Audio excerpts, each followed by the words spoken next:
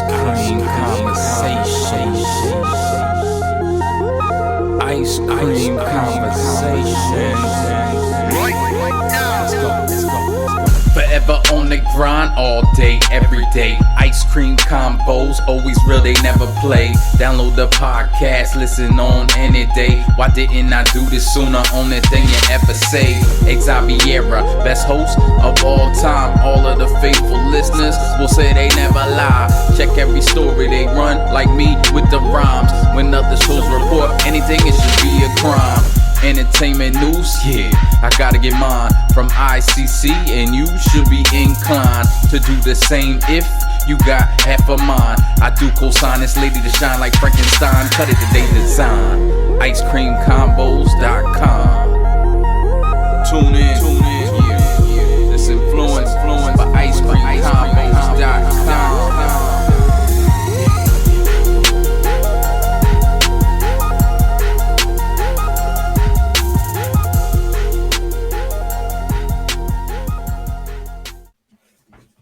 Welcome to the Ice Cream Convos Podcast, where we serve delicious scoops of entertainment and celebrity news. I am your host, Xaviera. And I'm your co-host, Karla. We thank you for tuning into today's show, which is called Selective Outrage. So you already know where we're going with that one. But we encourage you to be a part of the show by sharing your thoughts and comments in the comment section wherever you listen to us. And we encourage you. Do you hear that dog barking? Yes, I do. I'm wondering, is that is it you or me? Because you know I'm already on my neighbor's ass right now. I'm so sick of my neighbors.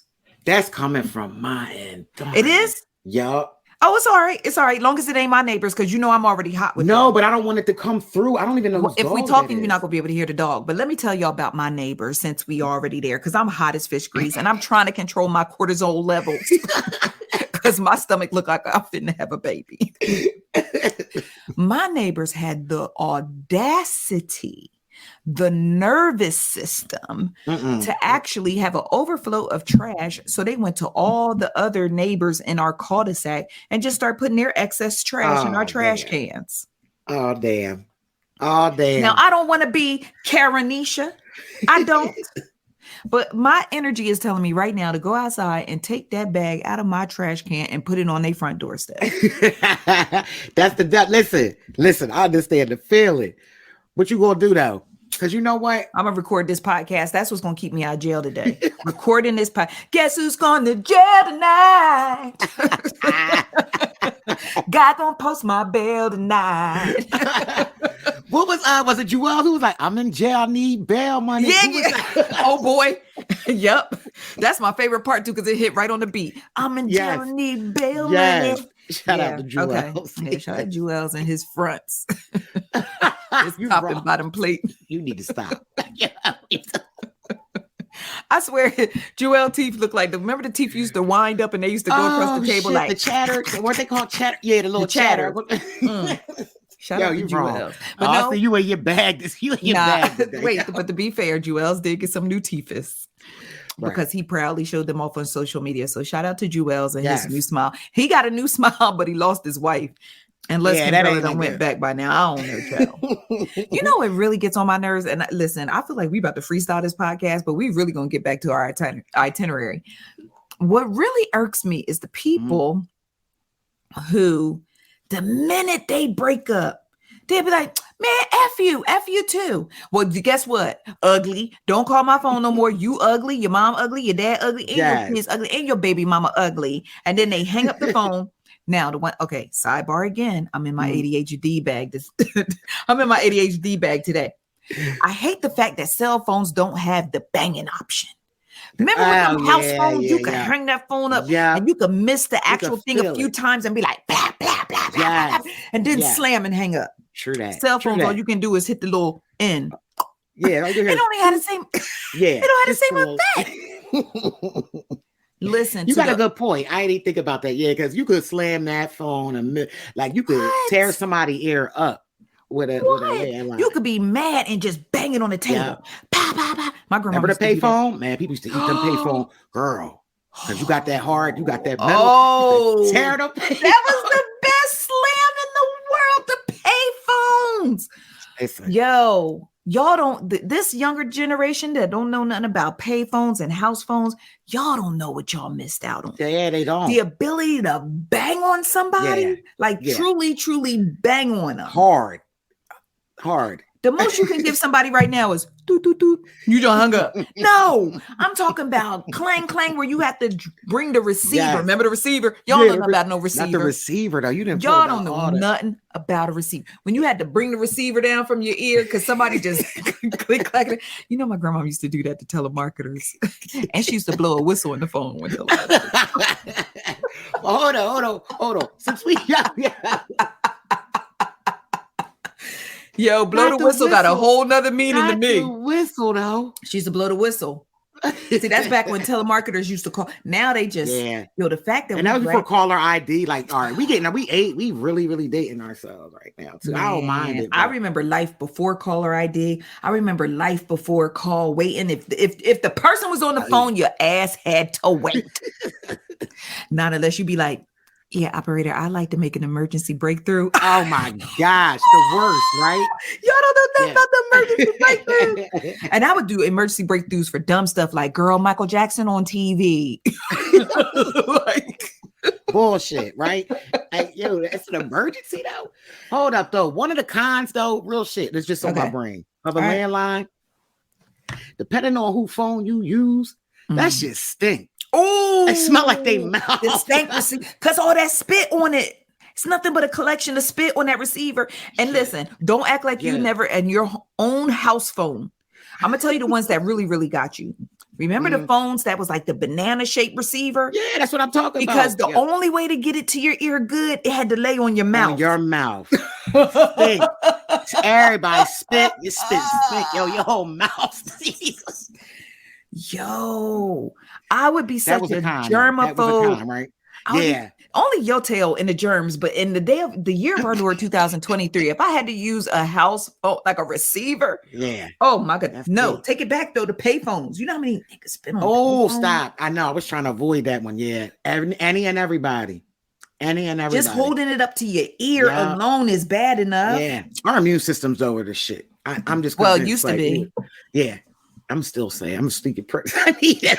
Like, so we get out of flu season. Okay. Dear Heavenly Father, who art in heaven, you stupid child. Hallowed be my immune system. Oh my gosh. Oh my goodness, man. Yes. I don't even know how we ended up on telephones. All I remember was I was just trying to tell you something about the podcast. Listen, you know how we do. I just know you was in your bag. I knew you was gonna be in your bag when you kicked it off with the neighbor. So I think we slid over there after we talked about, the neighbor and all that craziness. Child, let me put this timer on because I surely forgot to put this timer on. I'm just so mad. When you be hot, you be hot. It's like the brain just literally everything shut down, and your brain, the blood just flows to the anger part and rage. Anybody who has ever questioned whether or not I have ADHD, that last little piece of segment of this podcast should let you know. Because I literally went from, is that a barking dog? To all the germs on your ear from the payphone. Like, what? I'm trying to tell y'all, I fight an uphill battle every day, B. Every day, my ADHD. I told y'all she was going to be in her bag. So bad. Oh, God. God bless Karla, because she got the patience of Job. I tell you that. Man, listen. It's like, love you to death. You all right. You all right. You all right. We good. All right. So I think I was telling y'all to be sure to subscribe and rate the podcast wherever you listen and let others know why you enjoy the show. I think that's the part where I heard the dog. I think at that point, look, the dog done left. The dog y'all done went all the way around. Because I was about to go. You was about to have me mad at my neighbors now. Okay. Child. It's so funny. But you know what? The one thing I do appreciate about our podcast is just it's just real life happening. We had a trash man pulling up. Oh, I'm going to let y'all know now, trash man coming. It's trash day. It's trash day. Trash man coming in. That's what make us unique. I think Punkin and her mama gonna be here after a while, so at any moment Punkin can bust in here. Come on, it's a good day, Shuggy. So we're just prepared for anything today. But before we get started, I was telling Karla off air that I spent most of the morning going down this rabbit hole on TikTok about cortisol and how to lower my cortisol. I have come to the conclusion that I have a lot of inflammation, a lot of fluid which may be a result of inflammation. I don't know. Karla is my resident doctor. And I have high cortisol levels because y'all, my stomach looks so crazy right now. And it's to the point where body shapers ain't even helping to play it out. Like my stomach look dumb, but I know it has to be cortisol because I spend 80% of my life either stressed out, upset, or mad about something. Okay, I'm gonna keep it real. 90% upset, stressed out, or mad about something. That might be a little high. No, girl, you get the phone calls. You already know. 90% is high though. Okay, what percentage would you say? No, keep it. I don't know. I'm just saying. I don't know because I'm not. All right, I can't tell you how you feel. So number one, I'm assuming. But listen, 90%. That means you would be bitter as all hell. I don't think I could do it. Okay, if you would, I think you're putting some sauce on it. But you might. I will say you're very stressed out though. What percentage? I will say you based off the phone calls I give you. All right, I would say like now, probably like. Yeah, you like 70%. So okay, yeah. I knew I was above 50 though. I'm above that. You have a lot of outside factors. Listen, ooh, Lord Jesus. Listen, but how you cope with it is the real thing. You know. So that's what I'm trying to get together. Like, I need to, because I guess cortisol is the stress hormone, correct? Yes. So I did buy this probiotic yesterday that's supposed to like help with like my digestive system, because I don't have like a really good digestive system. Right. And for those of you that feel like, oh, this TMI, if Trick Daddy can tell Nene that he soak his Boonchie cat before y'all eat his booty, I can tell you that my digestive system. Oh Lord. I said, oh my God, not Trick Daddy doing a sitz bath before somebody eat his Boonchie. Oh my gosh. Not soaking his Boonchie. Trick Daddy is a trip. And it's so funny. One thing, okay, here I go. If you keep your third eye open, I'm gonna start this podcast sooner or later. If you keep your third eye open, you see and hear everything. Do y'all notice how there is a certain group of blogs who literally post the same thing within minutes of each other? Oh yeah. It's a handful of them. Literally, it's almost like they see it and they be like, oh, they got it. I got to get it too. Mm-hmm. I operate under a different frequency. And I think once y'all understand that, you'll kind of get it. Mm-hmm. If you see me posting something the same time everyone else is, I guarantee you that I did not know they was posting it at the same time, because I strategically wait and I will not post something the same time as someone else because I operate under a different frequency. First of all, I feel like, hey, if Karla just posted that, I'm not going to post it right now and take away her potential viewers. Right. Now, I'm handing people a courtesy that they don't even deserve most of the time. But that's just the lane that I operate in. And I hope God will continue to bless me because my intentions are good, right? Oh, always. So, those intentions are good. Yeah. So I'm like, okay, I'm not going to post this right now. Like, Karla literally just posted this. So number one, I don't want to rain on her parade or steal her thunder if stealing your thunder is actually possible. But also, I don't want to look like, hey, I'm just like everybody else. I just saw this on such and such page and I'm going to take it and use it. I have literally waited as long as a day, 24 to 48 hours before posting something I saw somewhere else. Now, if you see me post something and then all of a sudden you see it everywhere else too, more than likely they took it from me. I know that's right. Because it's happening. And every time it happens, I send Karla a text message like, girl, look at the timestamps. Look at the timestamps. I told you, you've been watched for a long time now. And that's just, it's unfortunate. Like, you're in a marathon, they're in a race. So you know how it goes. It's a race for them. You better drop them bars, Jolene. You know what? No, you did. Yo. I need you. I know she did. Why I gotta be Jolene? God damn. That's all you came up with. I appreciate it. I appreciate it. But no, I'm serious about it. In all seriousness, like the way you set this thing up, I was there from day one. This is your vision is so much different, I believe, than almost anybody else's. You know, and it's a race. That's why you see them posting all of that. Like you just said, you think about, no one does that. No one, because they're not you. And all of that put together, you also don't put things out right away because you're a credible person. You want to make sure whatever that you're putting out is the truth, the closest to the truth which is rare, right? That's why you on that line. Oh Lord. Yeah. But the way you do it is so, I believe is what makes you different. And I believe at the end of the day, that's what's going to make you pop, because we're getting tired. It's going to get to a point where people are going to get tired of like, all right, I just want to know first versus no, I want to know the truth. So now I ain't got to keep going back, going to this side. Who the hell do I trust now? You're just in the marathon. I run to. Thank you, Karla. See, this is why I call her all day, every day. Man, listen, you got it, Karla. So, let's go ahead and start this podcast. Actually, I guess. But again, thank you all for tuning in, and thank you for your patience, because it's going to be a long ride, as you can see today. My ADHD is wild. All I hear in my head right now was boom, wild out, wild out. Shout out to the lock. You pulling out some class. I know you had me wanting to go on my bag after I get that. I will play the music song. bag. You know how YouTube be snatching us down. Don't have a tune. Lucky. Don't have a tune on your podcast. They gonna snap. Oh my gosh. They told me what was it? It was the episode where we played Drake. Like I'm talking about 10 seconds. They would not let me monetize. I was like, what?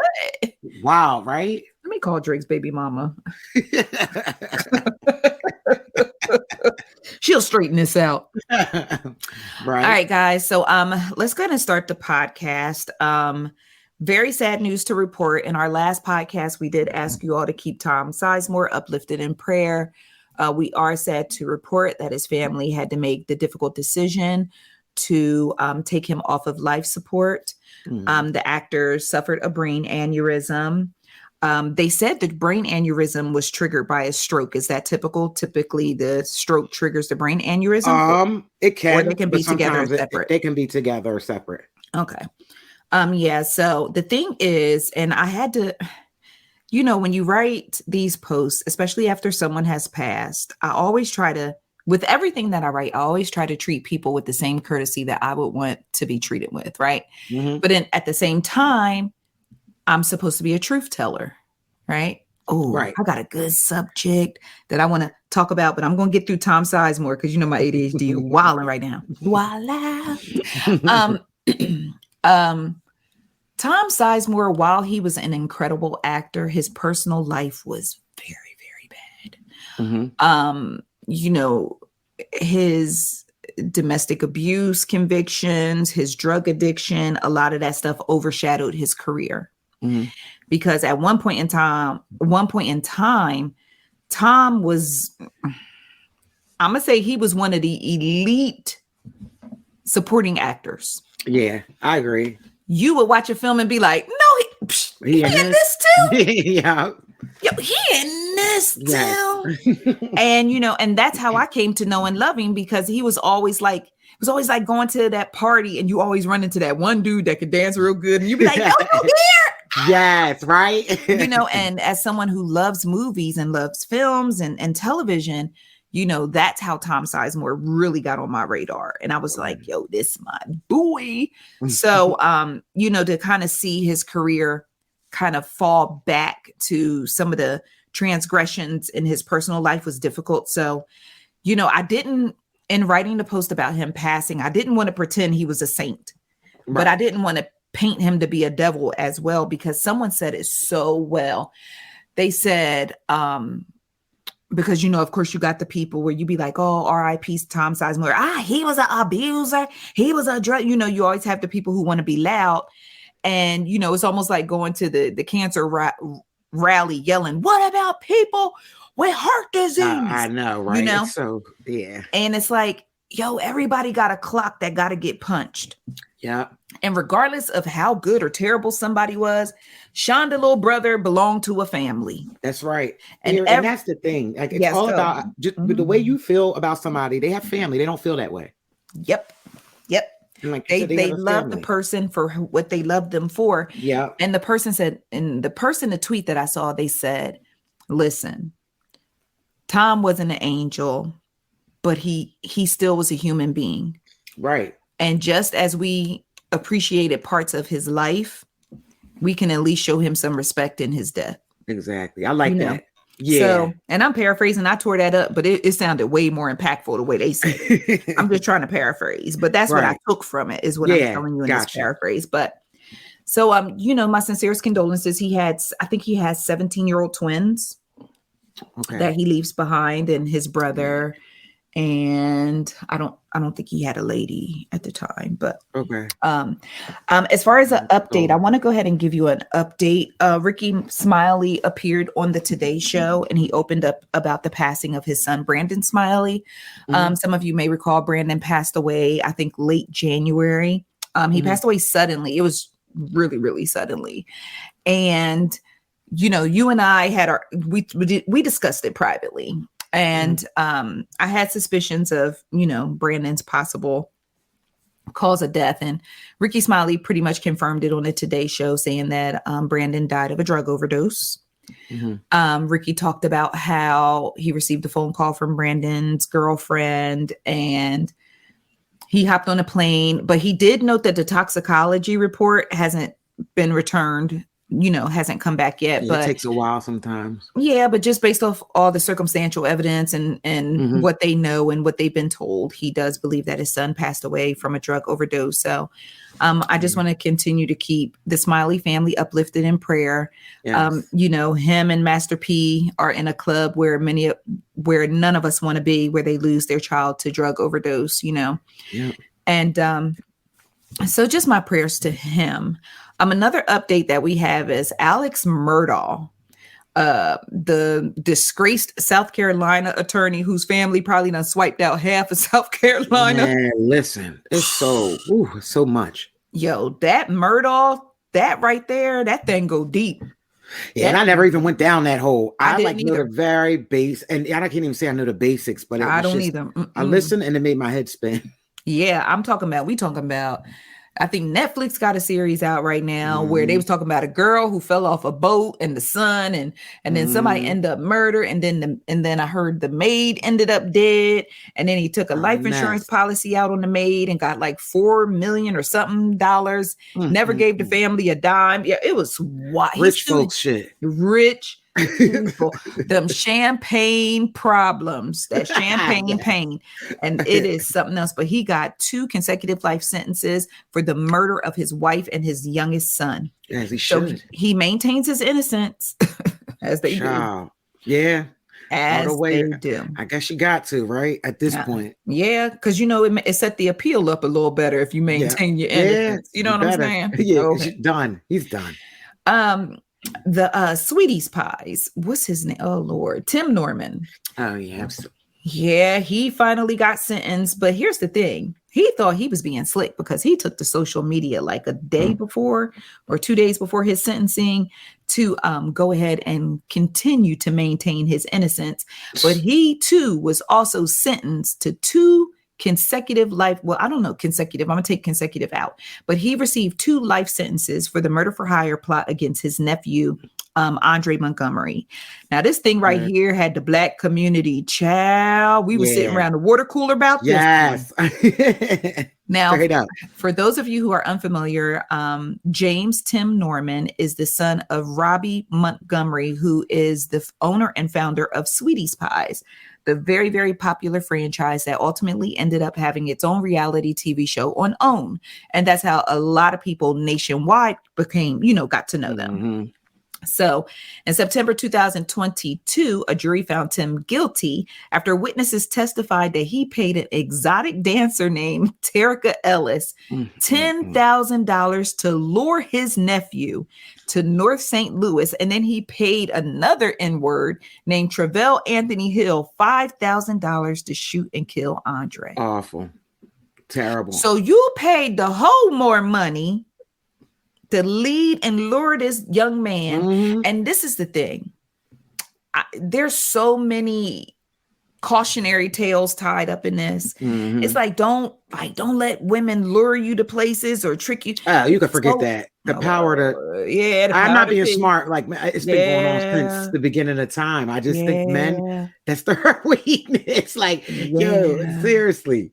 Because we see it all the time. We do think about it. There's usually I hate to say this.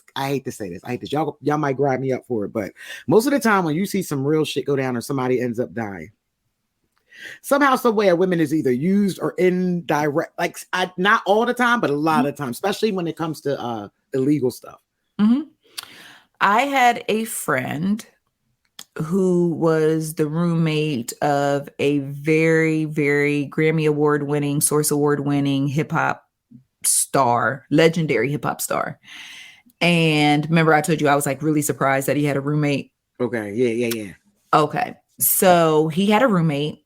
And that was the first time that I really realized that hip hop legends aren't seeing the type of money that the Drakes are seeing and that the Kendrick Lamars are seeing, which we talked about this before, I believe, like just how unbalanced the scales are for that. But anyway, this particular artist, the friend, they eventually fell out. Him and the artist fell out. The artist went on to get married, moved out to LA with his new wife, and the friend ended up having to drive cabs. This is before Ubers became popping. He had to drive cabs. He ended up picking up two girls who offered him some poontang. Let's go back to the room or whatever. And I guess they did whatever, ended up robbing him and killing him in a hotel room. That's a shame. That's bad. Yep. And my thing was, you could have robbed him. You ain't had to kill him. Right. But like that's what's horrible. The killing part. Yes, because my thing is, I know some of y'all commit crimes and all this other stuff, and it's all bad. But damn, just rob the person and leave them. Let them live to see another day. Let them recoup what you took from them. Let their family still have that person sitting in the chair at the dinner table that night. Like y'all be ruining whole families. Yeah, like, and they don't care off of just a little bit of money or off a teeny lick or a little lick. Yeah, and I think the laws changed too, because now before like you wouldn't be considered an accessory, you would get away with it. Now it's like, no, if you have anything to do with this person no longer being here, you're gonna go to jail too. Round their asses up. Yeah. Round them up. So for those of you who don't know the full story, after Andre Montgomery was killed, Tim Norman attempted to cash out a $450,000 fraudulent life insurance policy that he took out on Andre. So he is still like standing 10 toes down in the fact that he did not get this life insurance policy, that he basically was railroaded. He wrote, thank you all for the prayers. I'm still in disbelief. The feds know 100% I did not do those insurance policies, but the jury didn't get to hear that. Not one person got on the stand and said, I told them to hurt my nephew. They destroyed my name and my image so you guys wouldn't search for the truth. Wow. Now, sir, go to jail. Right. Exactly. You know what you did. Face your time. Sir, just leave us alone and go to jail. Just go to jail. Go straight to jail. For real. All right, guys. So we're going to go ahead and take a break. But when we come back, I want to talk about some of the hot topics that's going on. Of course, today's episode is called Selective Outrage. I want to definitely talk about this Chris Rock Netflix special. Forgot to put that on the list, Karla. Sorry about that. Oh. I definitely want to talk about this Chris Rock Netflix special because y'all really got on my nerves about that one. I want to talk about Morant, aka John Warrant, because that's what they calling him on Twitter. I'm going to tell you who filed for divorce. I'm going to tell you who caused an uproar because she did not want to sing demonic lyrics. I'm going to tell you which recording artist issued a warning to her fans. Don't run up on her. I'm going to tell you which R&B legend issued an apology. And I'm going to tell you who Tyrese done threw under the bus. So we're going to take a break and we will be right back. All right, ICC friends, we are back. Thank you for tuning into today's show. Karla, I want to talk about the selective outrage that left me outraged in regards to Chris Rock's Netflix series. It's Netflix live stand-up special, historic stand-up special, mind you, called Selective Outrage. Okay, so on Saturday night, so we went out this weekend, celebrate JB's birthday. We rushing home on Saturday night. Okay. Because we want to watch Chris Rock special. So we get home to watch the special. And by the time I got home, we were like behind. So we had to rewind it or whatever. So I started to watch the special. Now, keep in mind, I'm going on margaritas too. So everything is funny to me at this point. Okay. Chris Rock, baby. I love you, Chris Rock. I do. I got love for you. I got love for your brother. I love the Rocks. I love Chris and Tony. This special did not give what I thought it was going to give. Okay. I fell asleep on it actually, but that's not good. But it's because I was going off margaritas. You know, margaritas make me sleepy, so I need to make sure. Yeah, but even with a margarita, a good stand up, I don't see that happen. So I know you try to be nice about it. Nah, I'll be gone. I'll be gone. So for real, so, you would fall asleep with Martin, even a margarita. You would fall if you were watching Martin Lawrence live. If I get comfortable, I'm damn, gone. I can't. I'm gone. I'm laughing. I can't sleep. They don't even go together. Okay. I'm melatonin melanie when I'm on a margarita. Okay. All right. So I was like, all right. So to be fair, the very next day I got up and I watched it again. So I didn't even get to finish it. I fell out. Right. Okay. So I got up and watched it again when I saw all the uproar. So I get up, I watch it, and I'm watching, and something seemed off about Chris.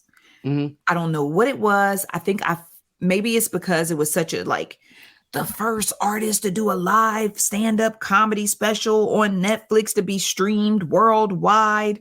Yeah, the hype. Maybe that was a lot of pressure for him, considering the fact that it's been a while since he's done a stand-up comedy special. But then again, I was like, nah, he's been in this game for years. So I don't think that would really rock his boat. I think it's all the circumstances surrounding this special.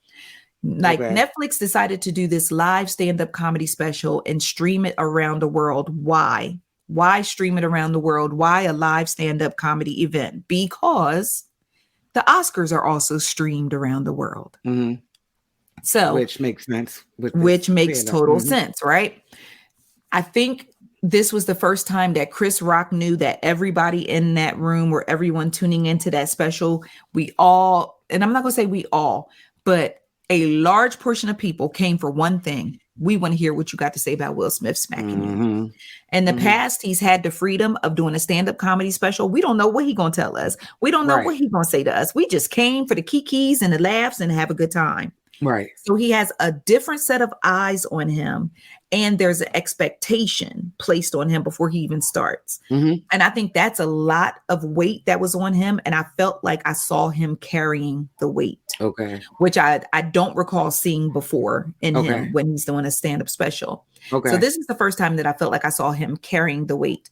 Some of the jokes were funny. Some of them were cringy. And I guess it's just because I'm getting older and we now live in a society where everything is super sensitive.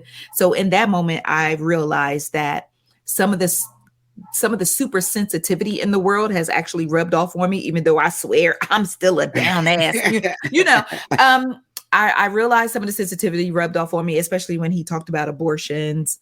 And he was like, I'm always down for a woman's right to kill babies.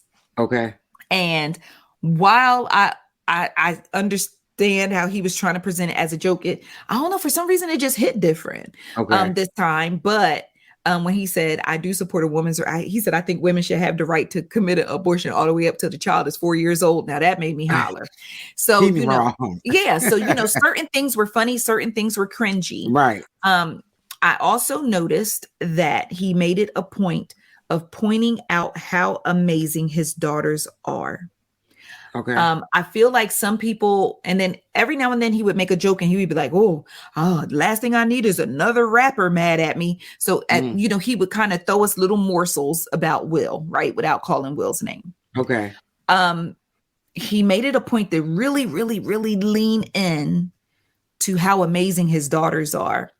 And I think that was another dig at Will and Jada that went over a lot of people's head, or either that I was thinking a little too deep, because one thing Will and Jada are always criticized about is Willow and Jada. Yeah, that makes sense. How weird they are, or how they do these strange things, or how they do this, or how they do that. They always look unhappy. That's look unhappy, or like they're troubled, extremely talented and beautiful children. But a lot of us Black folks, especially, we raise our children a certain way, and we felt like, their unconventional way of raising their children turned their children into unconventional adults. Right. Okay. So Chris goes on to about how his girls are spoiled, and how his mother wasn't able, she had to go to a veterinarian to get her teeth pulled. as a young person, but now she can get on a plane and go to Paris and have dinner with his daughter who is in Paris studying to be a chef. Yeah, he was bigging up his daughters. I ain't mad at that. I ain't mad at that either. Okay. Because see, listen, you don't always have to fight fire with fire. You can fight fire with water. That's much smarter, right? Yeah, way smarter. You better fight smarter. Who's fighting harder anymore these days? Okay. So Chris Rock in his comedy special, I felt like he spent most of it fighting fire with water. Okay. It wasn't until the end of the comedy special where he actually got in his Will Smith and Jada Pinkett Smith bag. I did see that clip because real quick, I'm not a Chris Rock fan, so I'm not going to watch the whole stand up, but I saw the clip because the clip was floating around. Oh man, so wasn't it floating? Yeah. That thing was like butterfly in the sky. It go twice as high. Them clips was floating, baby. Yeah. First of all, I was impressed with how quickly y'all was grabbing them clips. Okay. It seemed like it came out real fast. No, they was doing the clips in real time. They was doing the clips while the special was still on. Okay. So he leaned very deeply, very raw and uncut into the whole Will Smith thing. I felt like he made a lot of valid points as far as saying, I personally believe that Will Smith, had it been a person that was not melanated, Will Smith never would have went on that stage and slapped a Jimmy Fallon. He never would have slapped a Steve Martin. He never would have slapped a Jimmy Kimmel. Never on this planet or the next. Not never. Yeah. And that leads me to a bigger discussion that I'm going to make a note about that we've had a conversation about before. Hold on, I'm making my note. Okay, because wild out. I gotta make that note. So he talked about how Will is much bigger than him. Like, people was like, why you ain't smacking back? He's like, Will is much bigger than him. And he closed in saying that one of the reasons why he didn't hit Will Smith, let me talk. One of the reasons why he did not hit Will Smith back is because his mother taught him not to fight in front of white people. And he dropped the mic and everybody, Right. Now, rewinding a little bit, he talked about how Will Smith slapped him, but he understood the fact that Will Smith was lashing out at the world. He talked about how Jada Pinkett Smith had that entanglement with August Alsina. Sat down and interviewed Will on TV to ask him how he feel about it. Crazy. So he basically was saying, look, I made this joke, I guess, about Jada, her hair. He made this joke.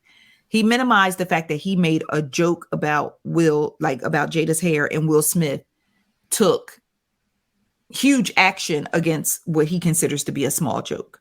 When Will Smith has been a huge joke to the public for quite some time at the hands of his wife. He said, your wife hurt you more than I ever could have, or something to that effect. Yeah, he did. He said something with that one. And I think it even goes deeper than that. Will Smith was never really, even if you look at him as a rapper, it was the same thing. Look at how they looked at. Now, not even just Jada, he always was that guy. I feel, and now that I think and I look at it this dude, his whole career kind of was getting rejected. Or considered a clown. Right. Because when him and Jazzy Jeff was making our summertime hits, the other rappers was talking about Straight Outta Compton. Was talking. Listen, he was from Philly. We was not playing Will Smith. We playing Rakim. We were playing, wasn't nobody until summertime. Nobody was playing Parents Just Understand. I'm just keeping it a buck. Even coming up, it was he corny. And I'm not saying that, you know what I'm saying? It was just not resonating with until now when summertime hit. That was something different. Then Fresh Prince of Bel-Air, it was oh shit. You know what I'm saying? But Willie from Philly, then it was yo, Philly, you're right. He was actually a little cooler on the show. Yes, he was, because it was, so. So my thing is, Chris Rock did what he do, and he's a comedian, and you could tell that while he was on stage making jokes, that he was a little riled up too. Because at one point he got riled up to the point where he messed up a joke. Okay. And he literally admitted, he was like, I effed that joke up. And then he went back and tried to fix it. He got riled up. And so my thing, the reason why I wanted to talk about this today was, y'all wore me out with y'all own selective outrage. And I'm so glad that he titled this Selective Outrage. He said, Will Smith suffers from selective outrage. Mm-hmm. You know, he sit across from his wife and do this interview or whatever. And I mean, that's his wife. When you marry somebody, you have a different commitment to them. But so many people have said and done so many things about him, all the way back to when they said Jada Pinkett Smith was sleeping with Mark Anthony when they was on Hawthorne. You remember that? Exactly. Yeah. Okay. So allegedly, anyway. So Will Smith has dealt with a lot throughout his career and throughout his life, like you so plainly stated. So all that culminates into, but Chris Rock need to be the one to get dealt with. Mm-hmm. It's an easy target. Easy target. Yeah, he's an easy target. He's such an easy target. So my thing is, I was so utterly annoyed with all the people who got on social media talking about first things first. When the special was first announced, y'all had the nerve to be like, why? For what? Don't nobody want to see Chris Rock? Don't nobody want to see Chris Rock? Yo, if y'all don't like Chris Rock, just say that. Yeah, just say you don't like listen. Chris Rock. Right. Because what I saw happen with the Oscars, and we're going to go back a whole year. What I saw happen in real time was you had the people who couldn't believe that Will Smith actually slapped Chris Rock. How barbaric of Will Smith. Mm-hmm. Then you had the people over here that was like, okay, it was barbaric, but Chris Rock should watch his mouth. He brought it on himself. Mm-hmm. So you had a group of people who felt like Chris was a victim. You had a group of people who felt like Chris got what he deserved. Right. All right. So we still have those same two groups of people.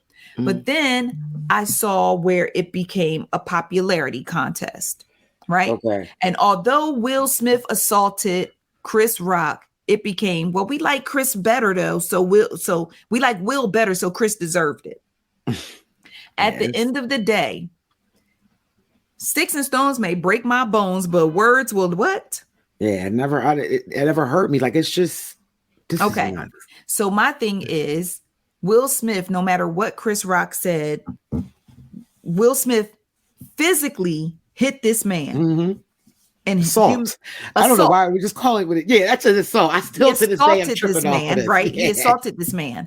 So I'm very confused by all the people who were like, because ahead of time, and I really hate the fact that, well, no, again, my third eye was open. I saw how the media tried to step on this special before it even came out by running articles saying this is what he plans to say about Will during this special. Okay. Because, comedians got to run their material before they bring it out, right? Right. Okay. So they stepped on the special by announcing ahead of time in articles and all this stuff, this is what he's planning to say. He's planning to make jokes about Will Smith being whooped in emancipation. He plans to talk about the slap, blah, blah, blah. So they stepped on the special and that because now people are watching to see, well, does he actually say that? People are watching to see, how does he say it? So on and so forth, which goes back to the expectation that was placed on Chris in this special. Mm-hmm. So we saw the stepping on the special by revealing some of the biggest content from the special. Right. Then you had the people that said, man, that junk happened a year ago. Move on. We still talking about this? Do y'all not realize everyone has talked about this slap but Chris? Mm-hmm. Like the one that we hates.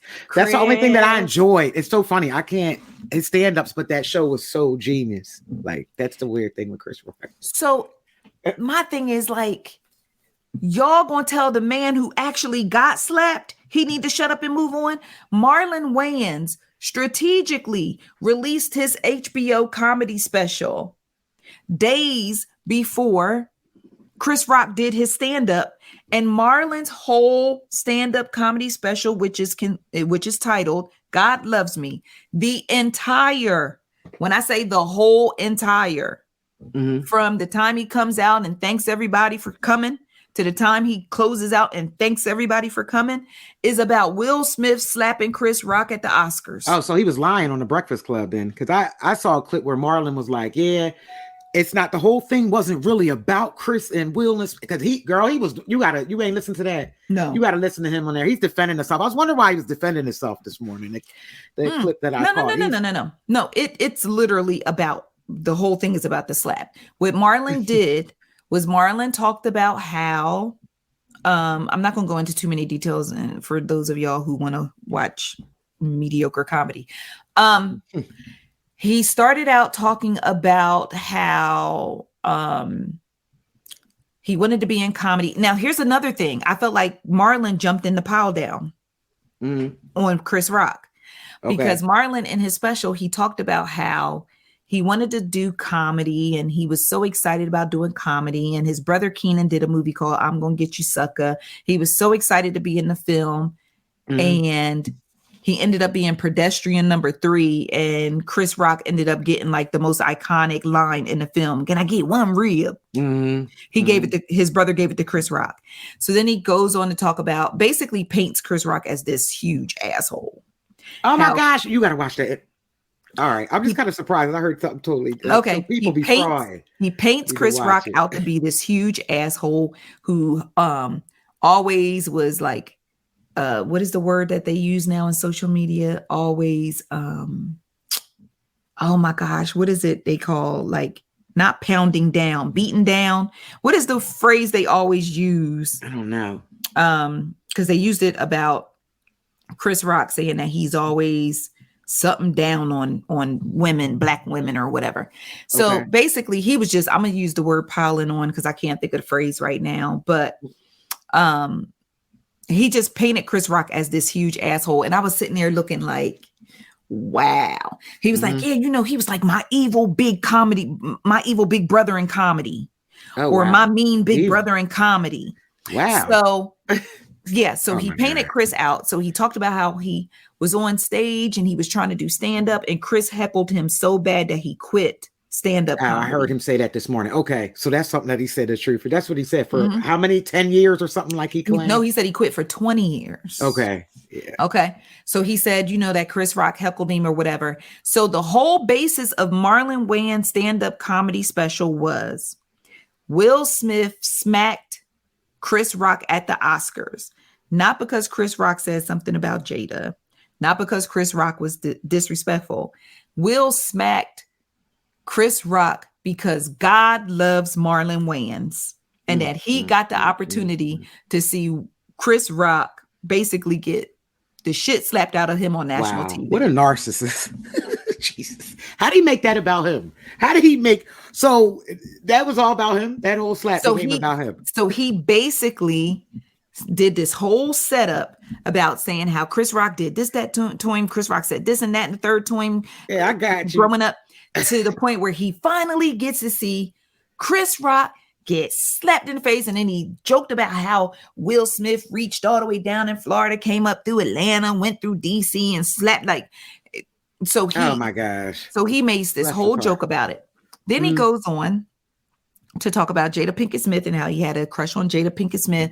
And when he first saw her, he was like, man, that is the cutest little boy ever. So the things that Marlon was saying in that stand-up special, if we're going to keep that same energy, Will Smith should go kick Marlon Wayans' ass too. That's crazy. If we keeping that same energy, because listen, the things that Marlon said, and you know, Marlon is a habitual line stepper too, you know, in his comedy. He ultimately at the end, he like tried to clean it up. Like, you know, if Chris hadn't heckled me and I hadn't quit comedy, I wouldn't have gone on to make these films and do all this other stuff. So he tried to clean it up at the end. That whole stand-up comedy special is about Will Smith slapping. Wow. So, but nobody said nothing to Marlon, right? Because it's funny. Marlon is genius. Omar Epps said, oh, Marlon is this, that, and the third. Oh, he's so famous, but that's his best friend. So. Right. Yeah. I was about to say they best friends. So you know that one don't count.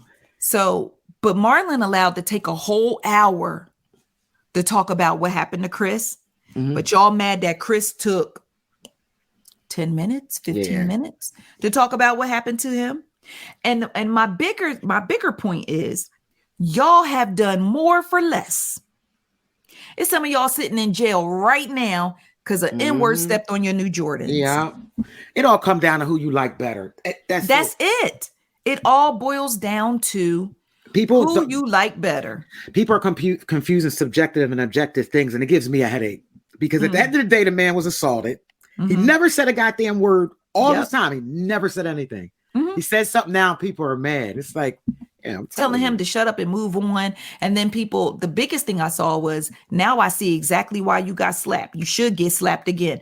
So let me ask you, what type of energy would you have for somebody who's not only slapped you, regardless? Now, we're going to take out, regardless of whether or not you felt like what he said was offensive or what he said deemed him being slapped. We're going to take that off the table for a second.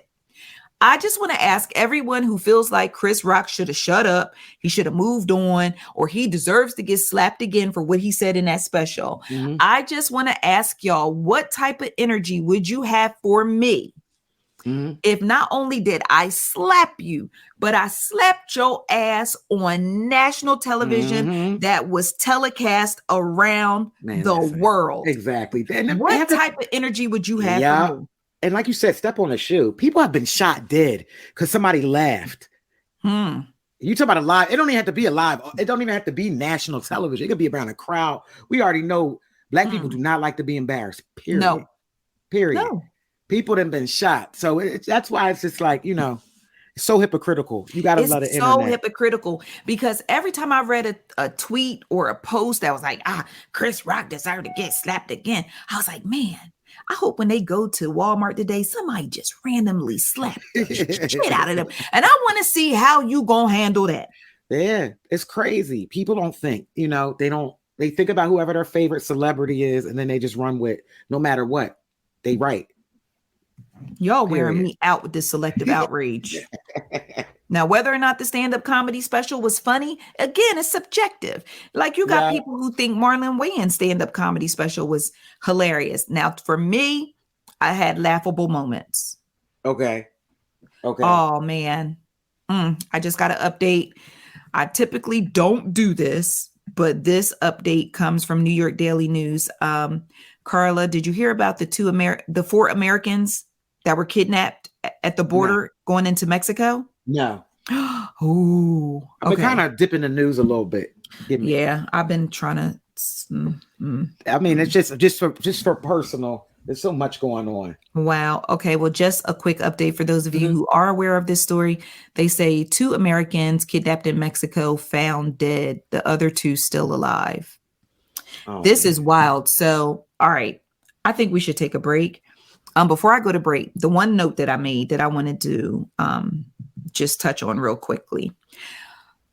I don't know what it is that make Black people think, I guess it's just a community of melanation, but I have been in several instances, and I have talked to Karla about them, where Black people have showed out on me in a way that I know they would never do with white people. Mm-hmm. Yeah. I go into the mall. There's a mall that I like to go into, and there's a kiosk. And there's some young Black men working at this kiosk. Some of them young, some of them old enough, really old enough to know better. Mm-hmm. Every single time I go in the mall and I have to walk past this kiosk to get to the store that I want to go to, they harass me to buy the sneaker cleaner. Mm-hmm. Typically, when I'm in the mall and I walk past a kiosk, don't bother me. I see you. I see your kiosk. If I'm interested in what you are selling, I will come over and inquire about it. Do not walk up on me. Do not heckle me down. Do not approach me physically about your kiosk. But these young Black men and the ones that are especially old enough to know better, every time I pass this kiosk, it turns into an instance of harassment. Mm-hmm. And I walked by and the guy was like, hey, you know, can I tell you about, you know, blah, blah, blah. I clearly see a sneaker cleaner, Jerome. I am not interested. So I'll say, oh, no, thank you. Or I'll say, not today. This dude literally started following me, yelling, well, if not today, then when, sister? When? If not today. Yeah, he wild. Yelling at me at the top of his lungs in the mall. Following behind me, yelling, well, if not today, when? If not today, when? So I turned around and looked at him. Now, you have said people have died for less. In that moment, I was so enraged that had I had some type of weapon. Oh, Lord. I would have made, I feel like it was a probability there for me to make a poor decision. Oh, gosh. Yeah. And I literally would have told the police I felt in danger. I felt threatened. This man is following behind me, literally yelling. Mm-hmm. He is on my heels, yelling behind me. Well, if not now, then when? If not now, then when? Are you serious? Ignorant. He would have never done that to Jennifer. He would have never done that to Becky. He would have never done that to whoever. Mm-hmm. But he did it to me. Why? Because I'm a black woman. He a black man. He feel like he got a level of comfortability, like comfort. Yeah, but you know what? With me. There's another layer to that too. It's also comfort, but it's also, and I hate to take a shot at, and I'm not saying you or anyone else, my people. White people will tell, right? Mm-hmm. So you go and harass a white person, they're going right to security. They're going right to the top, whoever that shopping mall, whoever. It's harassment. Period. I think that plays a part. I'm gonna be honest with you, because overall, and myself included, until I got older, we had a mentality of like, we put up with so much shit. I think sometimes and because we don't get the help all the time, like we're used to just handling stuff ourselves. Yeah. Right. But on the other hand, you know, white people, which is, and I hate saying white people, but it is what it is. You harassing them, I'm going to deal with you accordingly. We're going to deal with the law. Mm-hmm. We're going to tell. And I think that also adds a piece. Not only do they feel comfortable because we're all black, but they also feel comfortable because they're using that same thing to say, oh, this sister ain't going to call the police on me, or this sister ain't going, she know I need a job. She not going right to the CEO or the, you know, I think it's another, you know, piece with that. It's the two, and it's either way, it's wrong. But I believe that's what it is. Because then if I had went and got security, you want to do, sister. Mm-hmm. I would have been sister then. Sis, you going to do a black man like that? This how we, this what we doing? So that was the first instance. Next time I come to the mall, younger one start following up behind me. He like, excuse me. He's like, hey, excuse me. You know, can I show you something? I said, no, thank you. He was like, you don't even know what I was going to tell you. Yeah, he felt comfortable. I turned around. Now, mind you, I'm still moving forward because I have sense enough to keep moving. I'm not going to leave myself being a wide open target. I'm going to keep motion, right? So I turn around and I said, I come to this mall all the time. I'm fully aware of what you said. I ain't never seen you in here. Ignorant. Well, you know what? I'm kiosks. Where's a payphone receiver for me to slam down? Where is a payphone receiver for me to slam down? They pay them like $7 an hour. It's unfortunate. You getting the worst of the worst too. People. But the thing is with them being at this particular kiosk, this is their kiosk. They own it. So you're like, I decided after that one, because I actually told my husband, I was like, yo, every time I walk past this kiosk, he was like, what? But we ended up getting separated from each other in the mall, and I ended up going past this kiosk. Poor decision. Here we go. Now he's yelling to me, I ain't never seen you in here. Like he owns the MFM mall. I ain't never seen you in here. And I'm like, here we go again. And I just want to walk over and be like, yo, why y'all so comfortable playing with me? Mm-hmm. Like, that's when I just want to go kick the whole effing kiosk over. Like, why y'all so comfortable playing with me? I'm telling you, shut them down. Go report them. I bet you they'll stop. And it's like, and again, you're right. I'm trying to give the grace and courtesy to my people. You can't, man. I'm going to tell you like I tell anybody else. We will be the same people that will do you in. Why are you giving them courtesy? Like, I had to come to myself to say, why are you giving them courtesy? They're not family. You don't know them from a can of paint. No. What's right is right and what's wrong is wrong. I get where you coming from, but nah, man, not today. And you can't give them courtesy because they don't give you respect and the same courtesy either. I feel you just happen to be the same color. That's all.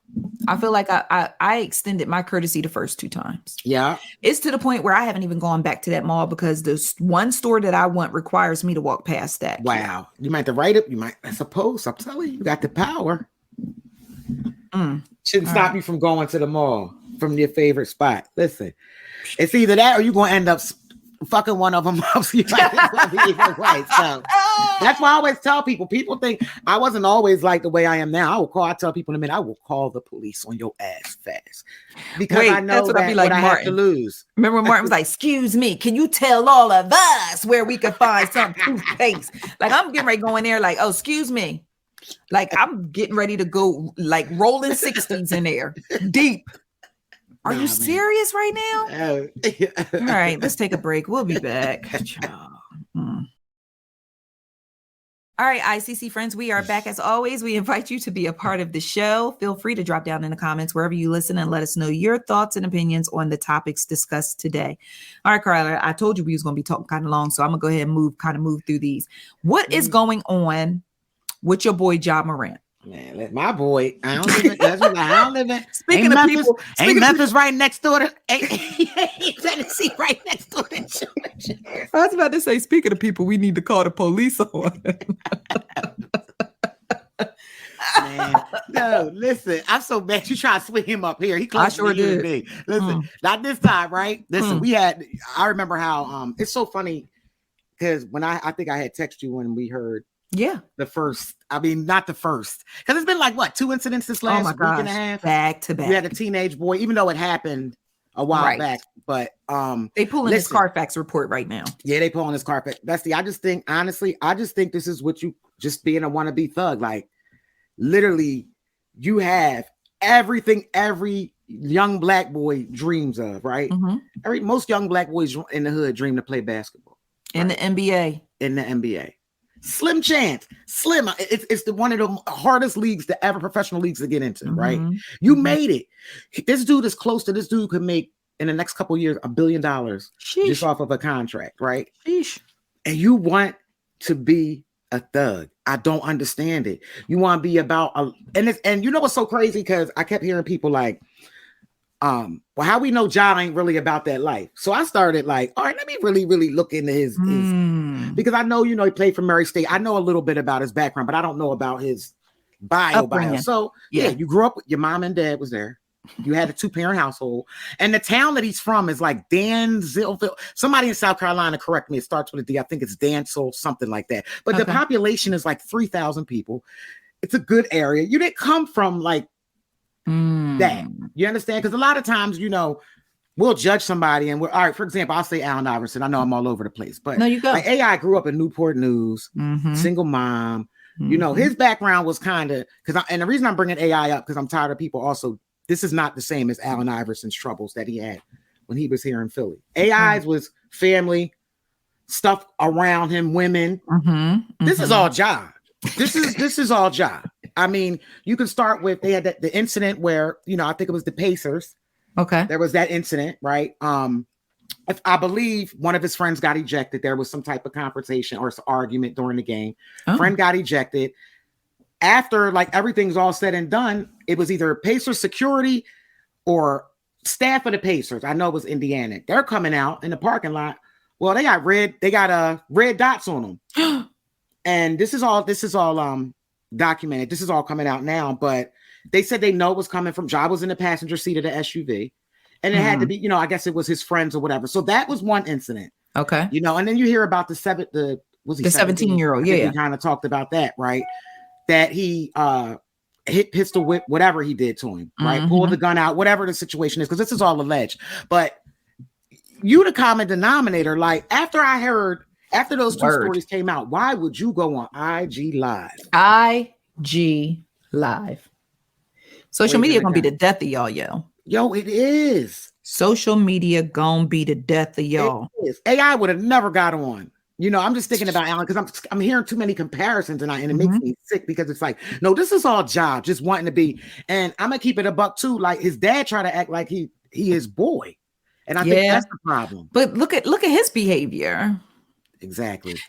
Remember we talked about last week how I believe it was last week, and I can't remember if it was on the radio or if it was just one of our personal conversations where we talked about how money and financial wealth exacerbates people's personalities that were already there. Yeah, true. Ja Morant daddy sitting on the sideline like Ursher. Yeah. And my thing with Ja Morant is, he may have had this good upbringing. We were assuming it was a good upbringing just because it's some kids who was in a 2-parent household that was pure hell. Yeah, they are, but they weren't NBA stars though. Yeah, right. So from what I understand, Ja Morant he actually got scouted on the ho-hum. They like somebody was there to see somebody else and noticed him. Like, you know, so I don't really know like what he was. We don't really know what type of. He ain't about that life, man. He ain't. We don't really. I can tell you number one. Here's what I can tell you. He looked corny trying to be about whatever life he's trying to be about. That video on Instagram, trying to be like NBA YoungBoy, was absolutely ridiculous. Yeah. Colorado police are now investigating because he flashed his firearm on IG Live. And while Colorado is an open carry state, you can't have weapons inside federal places. No. You can't have them when you're consuming and where you consuming alcohol. It's in a strip club, right? I guess so. And you know they got alcohol in the strip club. Because sidebar, somebody mentioned ain't nobody pay attention to the female that was topless in the background giving it up. And first of all, what type of time you want if you want to pull out a gun and titties is in the room? Do you understand what I'm saying? That's why I feel like something that is where I feel like Ja is a little immature. That's where I wanted to get to. There's like a lack of there's some immaturity there. Ja's not, even though he's only 23, 24, I think. Ja, there are two things that make me feel like he's immature. That, and then also, why was a 17-year-old at your house playing pickup basketball when you're an NBA player? You could have had a bunch of grown men there. Why is a 17-year-old even at your home? That's just me. Like, what does a 23-year-old NBA star and a 17-year-old kid have in common? Is he trying to be an OG? Child, now I don't know. I just feel like it's something about him screams immaturity. Like there's a delay. You know what I find interesting? I find interesting the different NBA players who are either speaking out in support of Ja and the ones who are kind of condemning his actions. I find it very interesting because, you know, you get people like Jalen Rose, like, you know, I had did this and I did that. And I was involved in this and I was involved in that. Just give him some time to get it together and give him some time to get it together and things of that nature. Here's the difference. If there is a difference, Jalen Rose, when you was doing that dumb shiznit, that was about a decade ago. Yeah. 2 years ago. Yeah. Times have changed now, my G. Times have changed. Everything has changed for all of us. I can't even tell Destiny, in my day, blah, blah, blah, because my day ain't her day. No, it's not. And it's different. People back when Jalen Rose was doing it, wouldn't nobody pop you in the face for just breathing on them too hard. Okay. You know what I'm saying? And the social media wasn't around. Like, that's why I don't believe in comparing. That's not even your era, Jalen Rose. But I get where Jalen Rose is kind of coming from, because if you look at like his school and all that, his school was literally like trying to bring kids out of that. So I think he's speaking on an advocacy type of vibe with him. Yeah. I mean, listen, I'm here for anybody that's going to speak positivity into Ja and try to deter Ja from this. He needs it. This path that it appears that he is on, going the very, very wrong way. Yeah. At the same time, like, let's go ahead and redirect, like how you redirect a child, right? Let's go ahead and redirect Ja. But what we're not going to do is make excuses for his behavior. Oh, no. And that's what I loved about Coach. Coach said for the Grizzlies, he said, you know, we're here for him and the healing, but we're also going to make him accountable. And that's the thing. Accountability. Yes, he has to be accountable for his actions, period. But I do believe because he's so young, he has, if with the right help, he has a chance. But you got to get that. Daddy got to be daddy and not his boy. Or step aside and let a man come in and do what he needs to do. Man, listen, his dad out here flexing. Yeah. I think like that's what you call living your dreams. I feel like, you know, and a lot of parents do, but I think he's living his like dreams through Ja. Yep, through his kids. Yeah. Well, we need to add Ja Morant to the prayer list. Yeah, for real. Let's go ahead. Let me go ahead and add him in. Well, we'll update you next week, see how he's progressing. Yeah, and I'm so glad you brought it up. So many of y'all, the NBA players that are responding, are just look at their careers, and then you'll get why they respond the way they respond. Gilbert Arenas, this is the same dude that was toting guns in the damn locker room. Okay, and fireworks in the truck. Exactly. So, you know, it's all, once again, who it's coming from, too. So. That's right. Listen, a crackhead ain't gonna talk to me about my opioid addiction. Right. Go sit down. I know that's right. Child, please. That's not what we gonna do. All right, so Real Housewives of Atlanta star Drew Sidora and her husband Ralph Pittman are getting a divorce after nearly 9 years of marriage. What I found very interesting about this is initially the report came out said Ralph filed for divorce. Mm-hmm. Then we later learned that them N-words was racing to the courthouse. Drew literally filed 1 hour before Ralph did. Wow. So then in her filing, you know, they both went for the cute little irreconcilable differences. But in her filing, Drew Sidora took it a step further and was like, I reserve the right to add more grounds later. Okay. So I was like, boo, what's tea? Because if you reserve the right, like you basically trying to, you're dog whistling that there's more to the story. That is exactly. Right? Yeah. Well, apparently, I guess she ain't like something that he said or had did, because then she came back and filed another amendment to the divorce decree to let us know that he was mentally abusive, physically abusive. He took money out of her bank account. He was cheating. She got screenshots from other girls, just a whole bunch of stuff. All her receipts. Yes. But then the situation gets a little more murky because Mimi Faust takes to social media and posts a photo of Drew and Ty Young, who Mimi was engaged to at one point in time, and plays Ice Spice Munch in the background. Wow. Yeah, that's so mess. Wait, I ain't even know where I've been. I ain't even know Mimi and Ty wasn't together no more. Child, they be together, not together, because Ty gonna do her, baby. Yeah.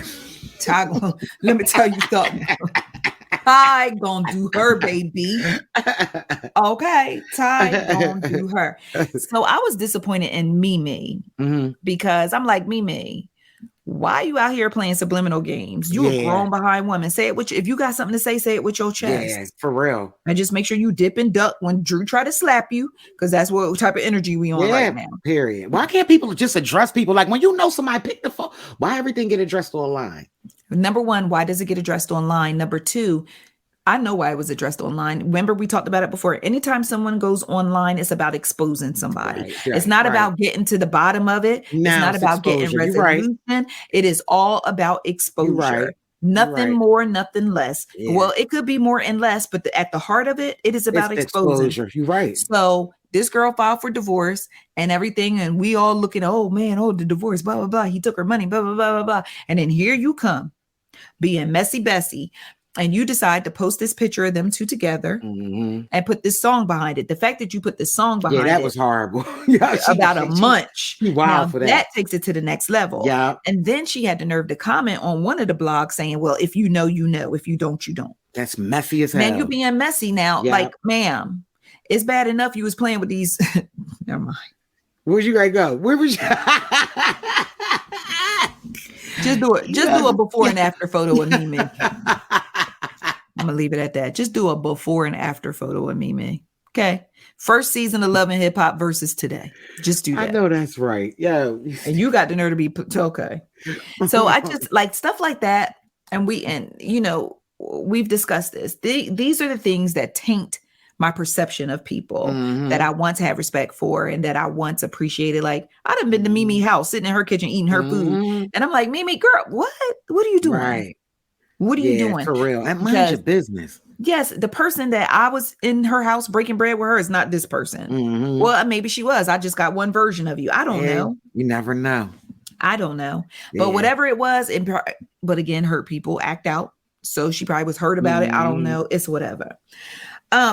Safari, y'all really surprised me with this one. Safari Samuels got on social media, went to his Instagram story and told y'all he almost got shot in the head in Atlanta. He was inside some type of something, building, structure, garage, I don't know. And bullets came flying through. And one of the bullets was inches away from his head. This man literally picked up the bullet casings and shells and showed y'all the bullet casings and shells and was like, I cannot believe, like, I almost just lost my life. And y'all did not get one single solitary damn. I don't believe him. I was getting ready to say, y'all probably sitting at home like, Cap. Yeah, that was me. That was me all day. I'm wrong. You said Cap. Yeah, Cap all day. As soon as You know what? And that's just because it's Safari. Mm-hmm. You never know with Safari. He's like the boy that cried wolf, man. And Safari does have a Captain Crunch spirit about him. I the captain now. I'm Captain Cap. No, seriously, like that was my first impression when I first seen him. You post that was the first thing, like Safari ass plat, Safari bullshit. Like you know, like Cap. Yes, exactly. Y'all be saying Cap so hard that y'all be funny. Y'all be like Cap. Yeah, that's why Takeoff said it the best. Rest in peace to Takeoff. But when he said that, like when he said Cap on a Breakfast Club, they still use that. He said it so hard. It's the best. You gotta give it. Yeah, you gotta send it to me. It's so smooth too, because Takeoff only said one or two words. So when he did speak, he was like Cap. Just period. R.I.P. Take. Y'all got on my nerves this week. I actually had to call Karla or text her. I can't remember which of the two, if not both. Right. I wrote a story about CeCe Winans. CeCe Winans recently shared that she was asked to participate in the I'm Every Woman music video by Whitney Houston, but she declined due to the demonic lyrics of the song. So, as many of you know, it's like, I can cast the spell, you can tell. She said she was not singing that, or she wasn't going to be a part of that. Okay, so I wrote the post because the biggest message that CeCe was trying to give in her speech was that sometimes we get so caught up in the beat, the song, the lyrics or whatever, we don't even realize what we singing. True that. That was the point. She was saying that she realized what they were singing, and that's why she wasn't a part. She said Whitney even knew she wasn't going to be a part. And Whitney was like, girl, you ain't going to do this, ain't you? She's like, no, absolutely not. Right. Y'all, I went to bed and woke up. Y'all was telling me that I was trying to pit CeCe Winans against Whitney Houston, that they was good friends. I was just being messy. I was trying to start some mess. And here's the thing. Please, I wish there was some type of setting or some type of manual control that I could set up that does not allow y'all to comment until you read the content. Yo, straight up. They got to come up with something. They got to come up with something. Some of them ain't going to read no way. Like it. A funnel or something, like you got to go through the post to get to the comments or social media, something. Because y'all somebody come up with that right quick. Oh please. My God, y'all irk me so bad. Always trying to label me as messy or saying I'm trying to set something up or plot something against somebody and all you doing is speaking the truth. Period. Like you didn't make that up. I ain't got nothing to do with y'all lack of reading comprehension or reading skills. Yep. Y'all some people just want your attention too, though. Yeah, they do want my attention. I'm trying to tell you something. Some of y'all just read the headline and then, let me tell her what I think. I don't care what you think until you are fully informed. Let me tell her what I think. That's good. Yeah, that's what that's exactly. Let me tell her what I think. No, I don't care. Not unless you're fully informed. I do not care about what you think. I really honestly don't. And I'm not trying to be rude about it, but it just makes me so sick when I take the time to try to present y'all with content. But here's the thing. And I put this on our Ice Cream Convos Instagram page. Y'all are so used to following messy blogs and messy people and following mess that you think everybody is trying to be messy and everything is messy. Everything isn't messy and everybody ain't trying to be messy. Don't project your messy mentality onto me because that's what you used to activating and living your life in the space of. Don't bring it to me. Period. Pooh.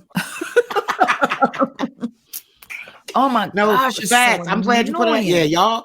Listen, they're gonna find their way not be able to get back up in there. You already know how that block be. Okay. But, the blocks stay high, and I'm Blockiana. But like I told you, Blockiana. From Block La Familia.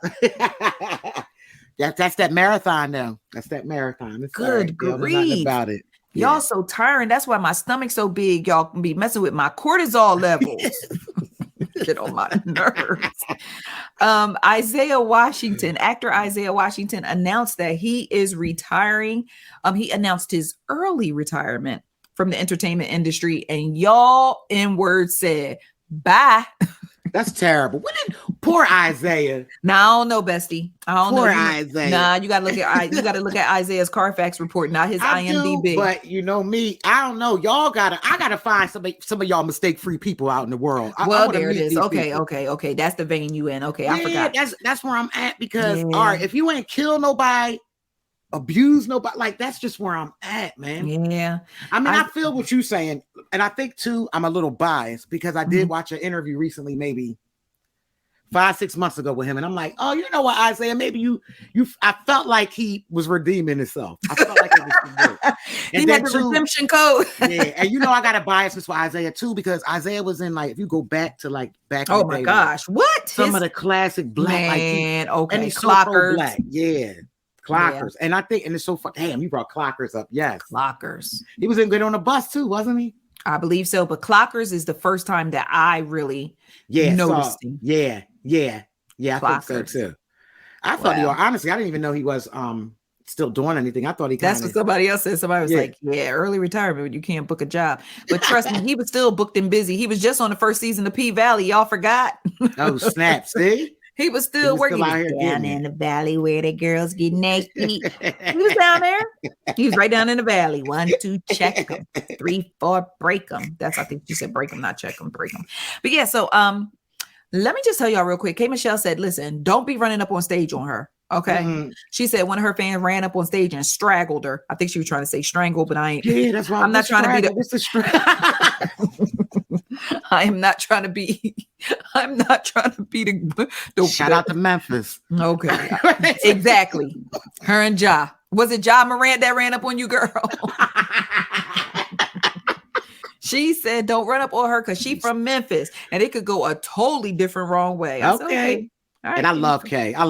You gotta respect that though. Right? I love K. Michelle because she just so out of pocket, but it's just straight up out of pocket. It is. I just don't know what it is. You gotta love her because those are the people you love because she's so straight up. Mm-hmm. Think about it. She's straight up. She is straight up. She might hurt your feelings, but it's gonna be the truth. Mm-hmm. It's gonna be. It might be a little dramatic at times. But I will never forget the time she read Angela Yee for Filth on that Breakfast Club. Oh, Lord have mercy, Jesus. Poor Yee. Mm-hmm. He catching it again now too. But. She is.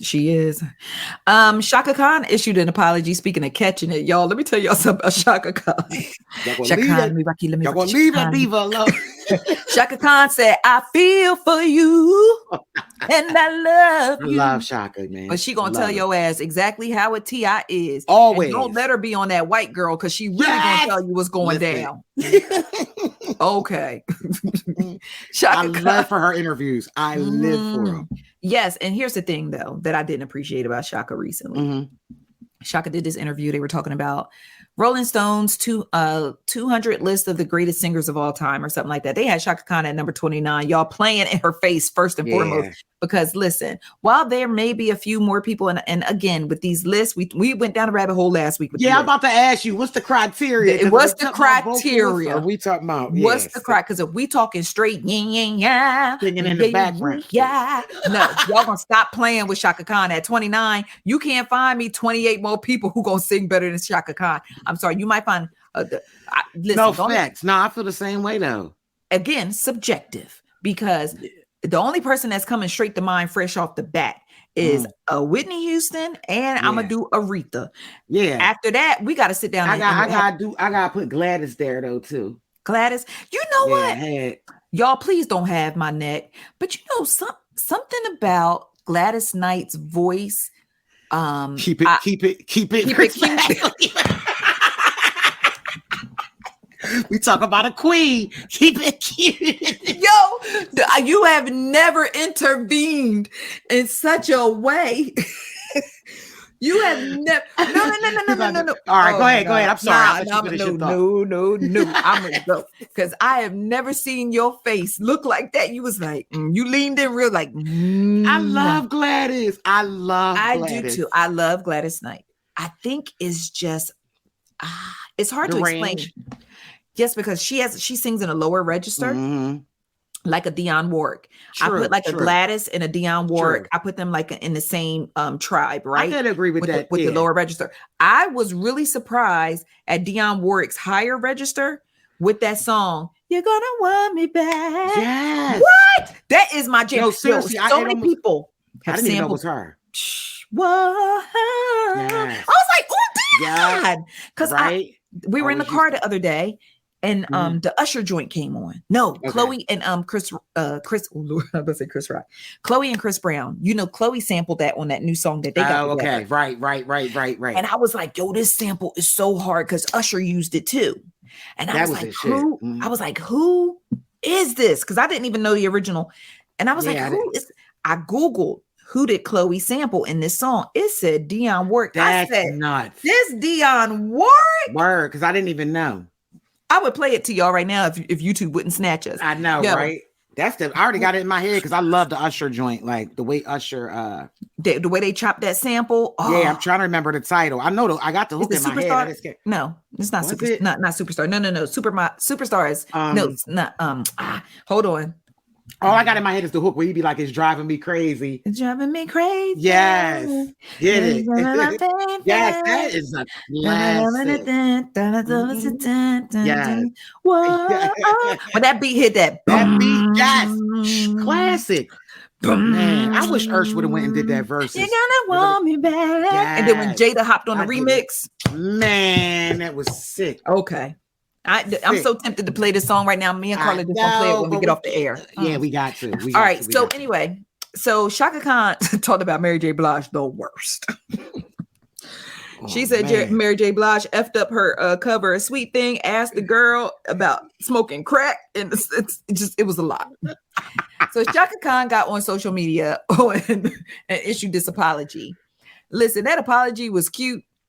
But Chaka Khan meant exactly what she said. Yeah, she did. Listen, and a lot of people was like, yo, why like our legends and our divas going out so weird? They're not going out weird. What they're doing is y'all forgot there used to be a time when people used to actually speak their mind. Yeah. They didn't care about being canceled. They didn't care about your feelings. If y'all don't believe that there was a time when these artists who were fighting and performing on the Chitlin circuit and fighting for their space on radio and fighting to get visibility on TV, they spoke, they got darn mind. And if you don't believe me, go back and watch all Ray Charles old videos. Yeah, they did. And people forget too. I was told a long time ago, like when you hit the age 50, you don't give a fuck. No, there like, it is. After that, it's cutthroat. Like if it's raw, it's raw. I'm giving it to you just how I feel. And I think too, that's what older. If you look at it like this new generation better get used to it because everybody's going to hit that point in life where you're not going to care about the internet or nobody else. You say what I Anita said. What Baker I said. Already in that bag. Yeah.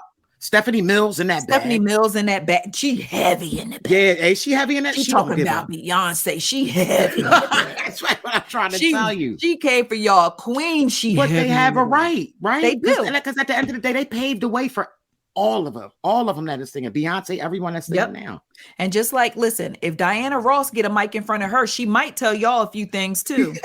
Because that's Ross, someone's voice that I always question. Oh, if we can't do legends, we ain't doing legends. Diana Ross was the Ashanti of Yes. No, you just nailed it. There it is. Yes. That's exactly. And no shot, but like, listen, that's what makes it such a cool thing about music, right? Everybody's has different sound, different ranges. Everybody bringing something different to the table, and everybody got a fan, yo. It's without a doubt. Everybody, I don't care if it's just one. Everybody got a fan. That's so true. That is so true. Speaking of, y'all got me ready to sell some coochie. Get these scissor tickets. I keep hearing everybody complain about them joints. They sky high. New Edition. If I hear one more person complain about New Edition, I'm like, damn, them joints must be ridiculous. They gonna make me hold Bobby hostage for ransom. You know he can't run to get away from me. I'll be like, no, I ain't even gonna do that because New Edition don't mind touring without Bobby. I'd have snatched Johnny or Ralph, somebody who go actually. Yes, that's what I was about to say. Because you know they don't care. That is hilarious. Without Bobby in a heartbeat. Yeah, Bobby couldn't make it tonight. Knew it. Sorry, I'm not your type. Yo, yes. And have Ralph singing every little step. Okay, so he sang it anyway. Yep. Y'all don't care. Yo, I feel like we just been wilding for 2 hours. We have. Okay, let me get focused. So Chaka Khan apologized. Y'all could go read that publicist written apology if you want to. Yeah. If you know Chaka and know her energy, you know Chaka Khan don't give a damn about y'all feelings. Nope. And then what really pissed me off about the apology was Chaka said she was baited into talking about other people and took the bait. Girl, you old enough to tell me how to live a right and a wrong way. What you mean you fell for the bait? You fell for the trap? Girl, bye. She had to come up with something because she knows she went in. She always do, just like she said about when she went in with Kanye. Like she hates Through the Wire. She sure did. She made it known. Like, listen, and she got a right to say whatever it is she wants to say. At a certain point, listen, if y'all feel like the Legends is going out weird and talking crazy, go to your grandma's house and ask her something, and then tell her she being weird, because she gonna tell you exactly for the and call your ass ugly. Okay. Grandmas wait till you get older, or older people wait till you get older to say some real fly shit. One time my grandma told me the older I get, the dumber I get. I was like, wait, what? What? So no, let her say whatever the heck she want to say. Speaking of OG, Kim Burrell, y'all know, I know y'all like Kim Burrell. Oh, I know that's one person that, whew. Oh my God, you talking about a mouth? Yes. And she be mouthing off in the name of Jesus. So I'm just saying. But Tyrese gonna get on Quinta Brunson's internet this weekend and tell everybody that Kim Burrell got pneumonia in both lungs and he crying tears, and he gave her $15,000 towards her medical bills, and he want the rest of us to donate to her. And if we can't donate, can at least the prayer warriors stop everything they doing and pray for Kim Burrell? Tyrese, no, you didn't try to solicit money for this woman. That's what is going on with Tyrese? Man, Tyrese got the vapors. Something. And in that special, Chris Rock said that we live in a world where people are addicted to attention.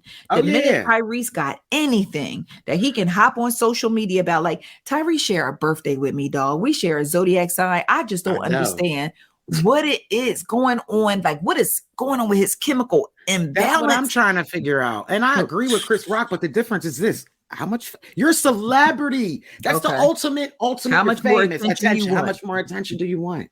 How much more do you want? Please go write us a dope ass song. That's the attention that you really want to draw. Come on, Tyrese. I feel like Tyrese wastes his talent. We know more about Tyrese and his bullshit than we do what he really is known for at this point. I don't know. So anyway, yeah. All right. Let's take a real quick break, and then when I come back, I want to give you some good news. Oh, Kim Burrell. Let me wrap that up by saying she got on social media and said she fine. She was down bad with the pneumonia. You know, we got to put the and everything. Mm-hmm. She was down bad with the pneumonia, but had the nerve to tell everybody to relax. First of all, like, her energy is just, she can't be. I don't know. No, I'm not going to talk about nobody's salvation, but God, you not going to make me believe this woman is of you with the type of energy that she carry around. I'm not going to do it. I refuse to believe it. Yeah. You're not going to, no, this woman is not one of your hitters carrying around this. That's like, funny. God, I'm not trying to hear it. I'm really not. And I don't mouth off that. No, I try not to mouth off at you, but you're not going to, like, I need more. She need more people for me to believe she one of your hitters, the way she be out here carrying herself and the energy. You had thousands of people sending up prayers and concerns for you, and you came back and told everybody, just relax. Yeah. Okay. And who you mad at? Okay. All right. I'm relaxing. And then she said, y'all know my son Tyrese can't keep a secret. How you call him your son? I think y'all only a few years apart. What's going on? That's why that was weird to me too when he was saying his mother. Let me see. Yeah. Because did Tyrese forget that he told, well, never mind. You know Tyrese, that's why I said poor Tyrese. I'm watching this guy just like, you're supposed to get better as you get older. This dude is really, really crying for attention for some reason. Yeah, I think Tyrese older than me though. Oh, is he? No, he's not. Tyrese is 44, so he's let me see. Oh wow. How old is Kim Burrell? Definitely old enough to know better.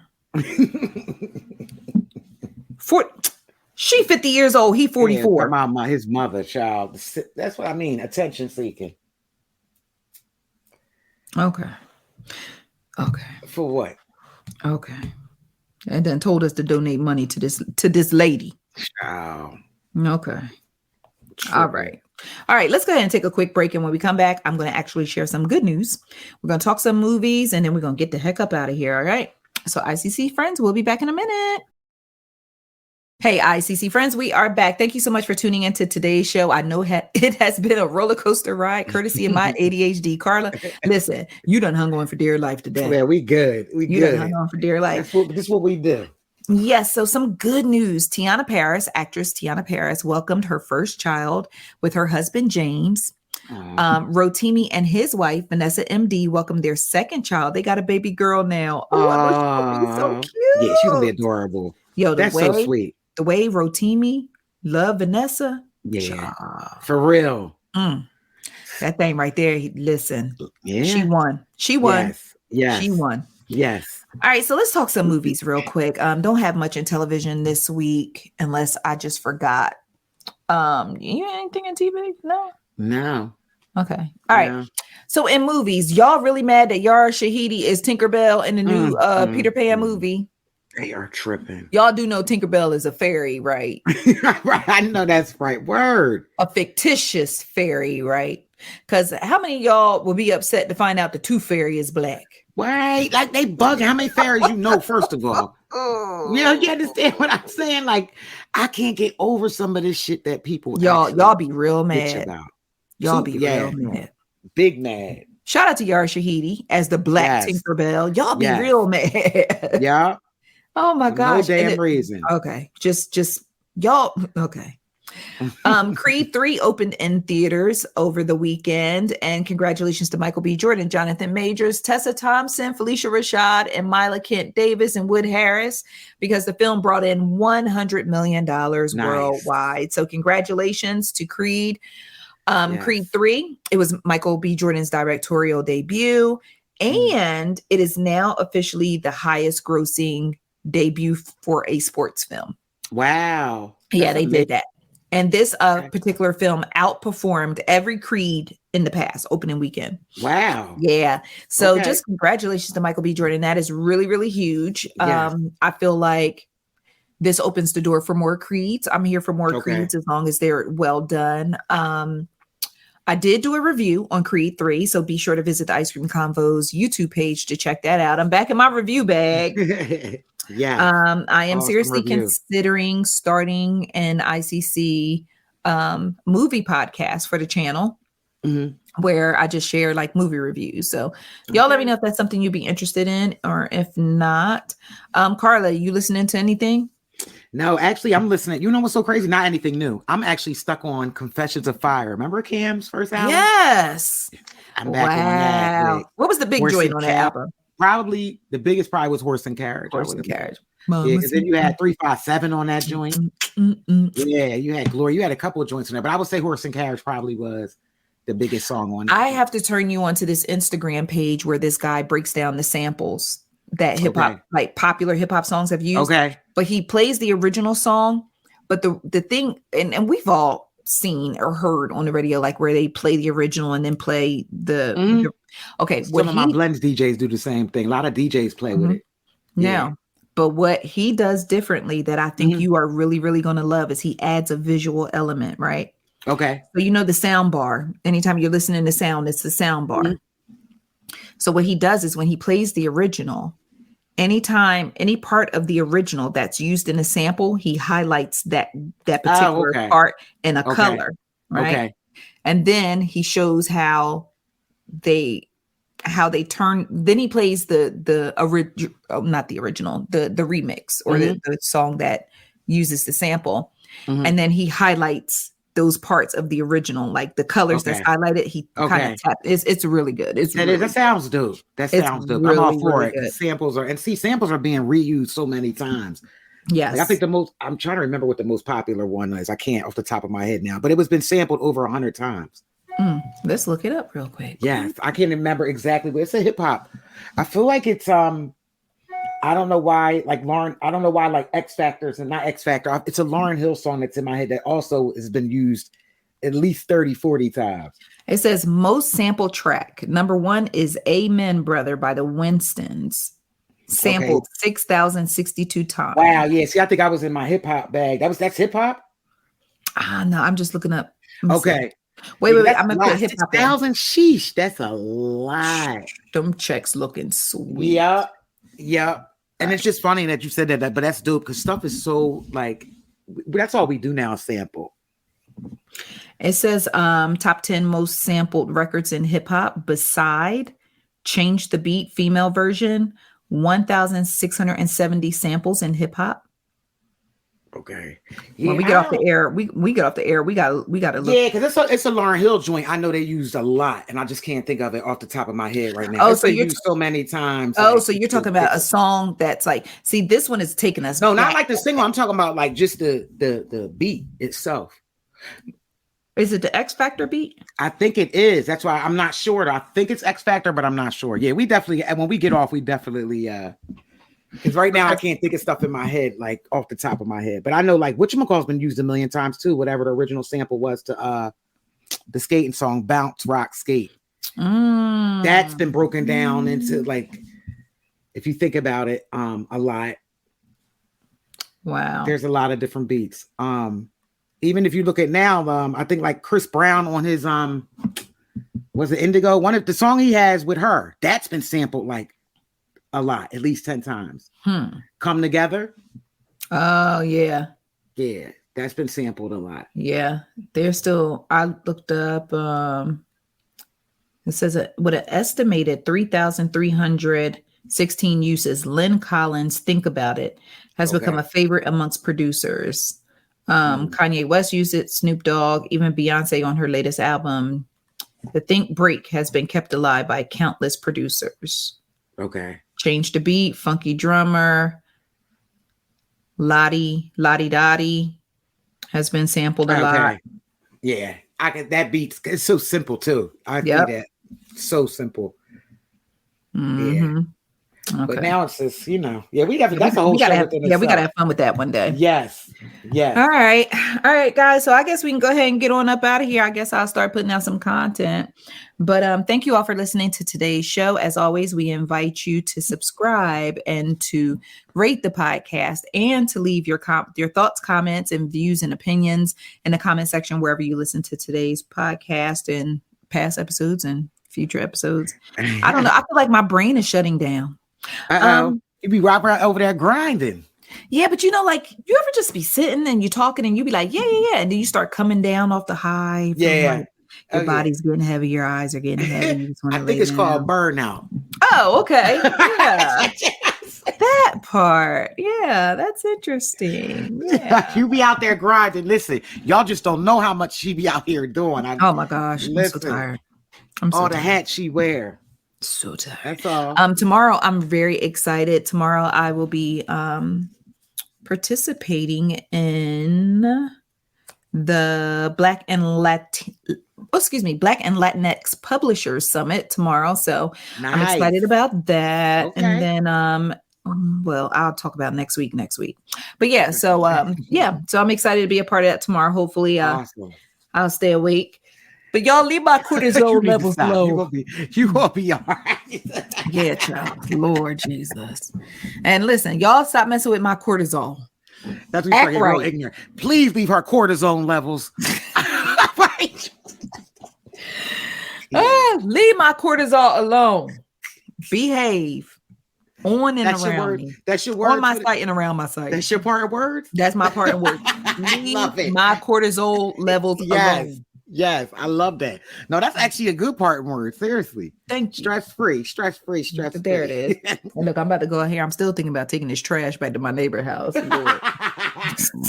So if I ain't here next week, y'all.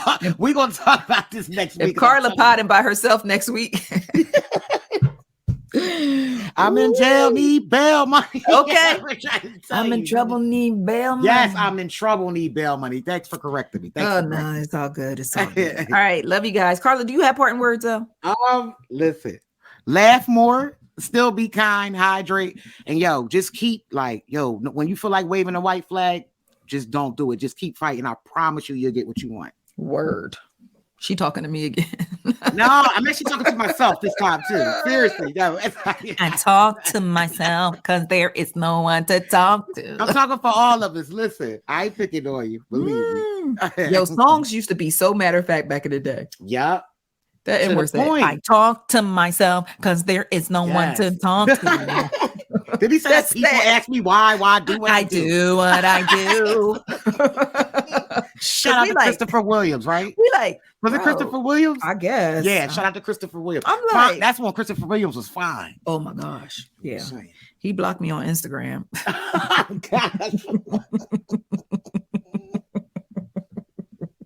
I should get down to his.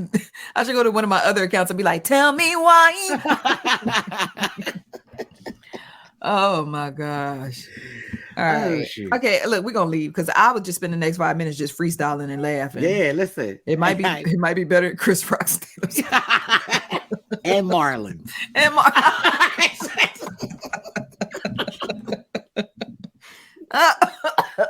All right, I'm choking. I gotta go. Love y'all. ICC. We all we got. Ice cream conversation. Ice cream conversation.